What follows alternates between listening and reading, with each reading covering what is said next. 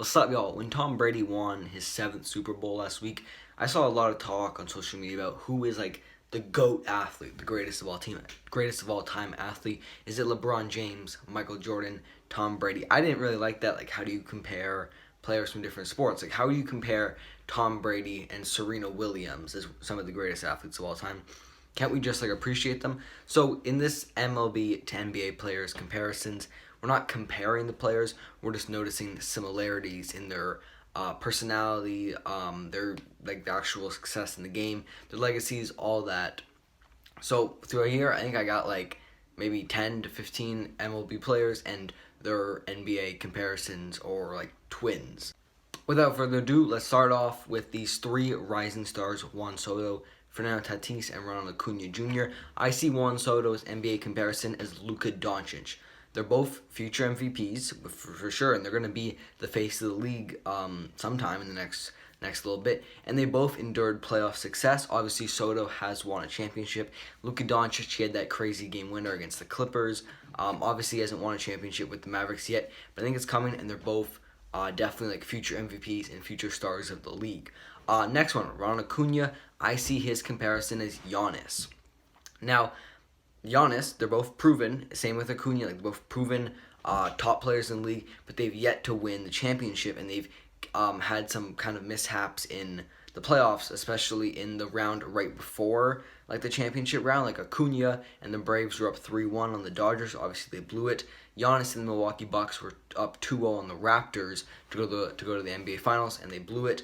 But they're also both future MVPs, and Giannis and Luka are like going to be the face of the league very soon. So same with Soto and Acuna. The last player is Fernando Tatis. I saw his comparison as Jason Tatum. Now obviously I know Jason Tatum is a step down from Luka and Giannis, and Tatis is not a step down. But there's only so many great rising young players in the NBA.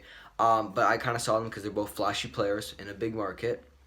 They both have a chance to like really blow up and become like faces of the league. Tatis is already kind of close like that, and they both kind of had this thing where they were like the teams made bad decisions about them. Obviously, the White Sox traded James Shields to the Padres. Wait, the Padres? Yeah, the Padres. Okay, the White Sox had Tatis, and they traded him to the Padres for James Shields. Obviously, one of the worst trades in MLB history. And the Philadelphia 76ers had the 3rd overall pick. They traded up for the 1st, and they took Markelle Fultz. He was kind of a bust. And he's still playing, but he's not for the 76ers. And obviously, Tatum went to the Celtics at 3rd and is doing great. So those are kind of the 3 rising stars category. I'm going to go a little faster now, and we have probably about like 8 more. Now, Mookie Betts, my comparison for him is Kevin Durant. They're both not arguably like top 3 players. They're definitely top 3 players in the league. They both kind of made snake moves. I'm not going to say Mookie going to the Dodgers was like snake because it was a trade, but they both kind of made moves to big-time dynasties that form dynasties. Like this Dodgers team's been good for a while. When KD went to the Warriors, it was kind of, he formed a dynasty there. They both won championships, so that was my comparison for Betts and Kevin Durant. Then I saw Kershaw and Chris Paul as kind of cool comparisons. They're both played their prime in LA. Chris Paul with the Clippers, Clayton Kershaw with the Dodgers. Obviously, Kershaw's still there.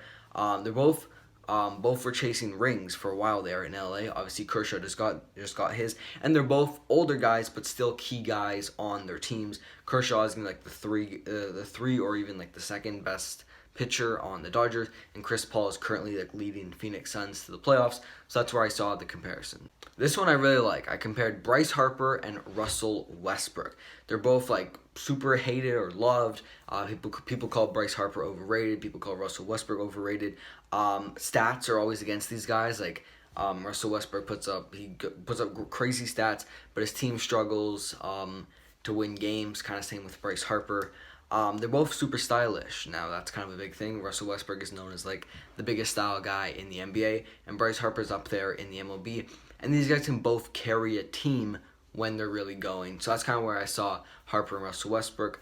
Next one I saw was Christian Yelich and James Harden. I really like this because they were both not struggling, but they both weren't at this superstar level when they were younger. They didn't seem to be on that pace. Christian Yelich was a good center fielder for the Marlins. Once he got traded to Milwaukee, he went off won the MVP and all that stuff. James Harden was a sixth man of the year, so he was coming off the bench for the Oklahoma City Thunder. Then he got traded to the Rockets, went off, won MVP. So I really like that. 2020 to these guys were kind of rough until James Harden got traded to Brooklyn. Obviously, he wanted to get out of Houston. There's all that drama. Christian Yelich just had a bad 2020 for the Brewers, and they're both top players in the MLB. So I really like that comparison as well. My next comparison is Anthony Rendon and Paul George. Rendon and Paul George, I kind of saw them as the sidekicks. Rendon is the sidekick to Trout. Paul George is the sidekick to Kawhi.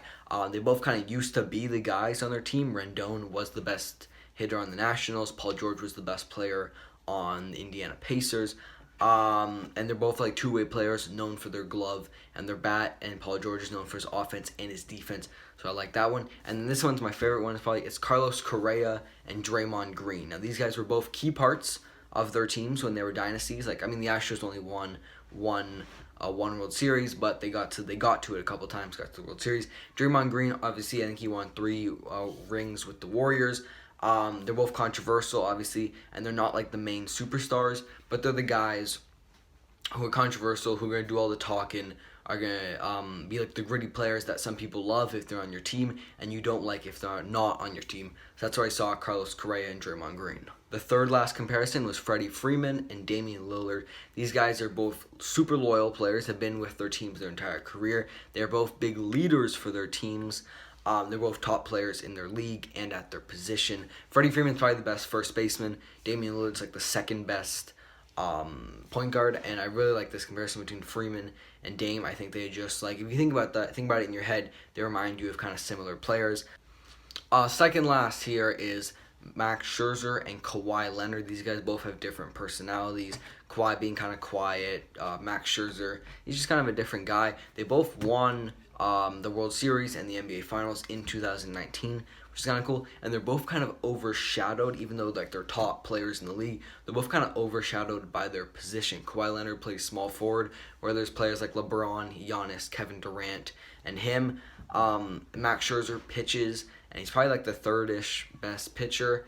I don't know. We're not going to get into all that, but there's like so many great starting pitchers in the league. DeGrom, Cole, Shane Bieber, him, all that stuff. So that's kind of why I saw Scherzer and Kawhi. The last one is Aaron Judge and Anthony Davis. These guys are big. These guys play in super big markets, the Lakers and the New York Yankees. So there's like big expectations on these guys. And for the most part, they come through. Actually, they pretty much always came through except for Judge and injuries. They're top players in the league as well. And they kind of seem like they have super laid-back personalities. Davis less than Judge, but they both kind of seem like quieter guys. So that was my NBA to MLB player comparisons. Once again, it was just like their style, game, legacy. It wasn't actually comparing these players. I hope you guys enjoyed. If you did, like, comment, subscribe, and I'm out. Peace.